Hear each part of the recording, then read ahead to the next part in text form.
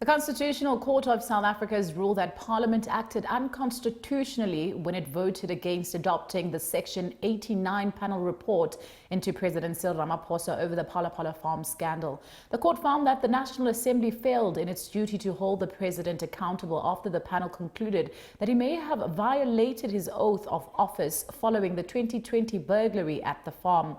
Parliament has now been ordered to refer the matter to an impeachment committee. In the meantime, the economic freedom fighter has welcomed the ruling, and they are saying that this confirms its long-standing argument that Parliament used its majority to shield Ramaphosa from accountability.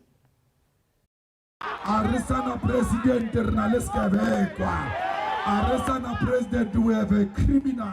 Iqembu lezepolitiki i-Economic Freedom Fighters lithi ke lifuna umengameli wezwe aphendule ngokujulile phambi kwePhalamende ngodaba lokutholakala kwamadola aseMelika angadalulwanga kusofa eplazini lakhe iPhala Phala ngonyaka ka-2020. NgoLwesihlanu leli qembu liwine icala enkantolo yomthethosisekelo lokubuyisela kwalolu daba phambi kwePhalamende. So impeachment process is like Madanga Commission, it's like ad hoc commission, where Cyril is going to be called and is going to be put on the seat there and is going to be asked, where did you get the dollars? How did you bring the dollars into South Africa? Why did you put them into the sofas? So I'm going to be in that committee because we want to go and see the sofas where the money was there at Phala Phala.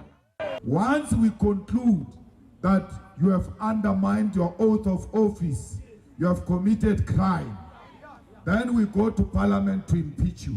So we remove you from the office, we take away the salary and all the benefits, including the blue lights. So the Tota Ganalena Ramaphosa go takes rank mabonale atamaya. Khona manjalo liqhube ngokuthi leli qembu lifuna ukubona ANC imisa uRamaphosa njengomthetho weqembu we-step aside. This goes again to the doorstep of the ANC. They must choose South Africa or they must choose Ramaphosa. The Constitutional Court was very clear. The prima facie exists, therefore it must go to the impeachment. Let's see that story of theirs of step aside, whether that step aside has got eyes or not.